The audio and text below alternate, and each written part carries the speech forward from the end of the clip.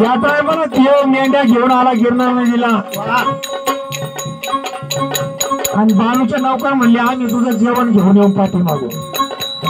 खंडोबाला वाटलं ही संधी, आता संधी सोडायची नाही. तो काय म्हणला, खंडोबा काय म्हणला, गाड्यांना नको पाठवू, बालूला पाठवून द्या. मग त्या गिरणा नदीच्या काठी देवानी धरबकरू का बुडव पाण्यात आपटव खडकाला सगळे बकर मारून तिची चमडी करून टाकली महाराज.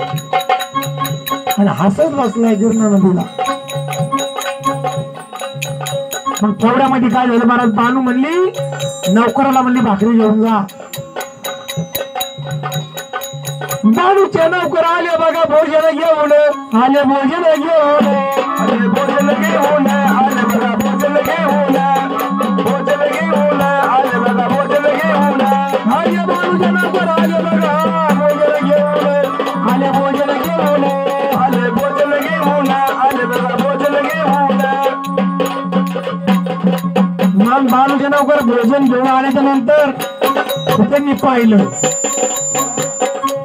आरडत ओरडत लगेच मागे पळाले महाराज.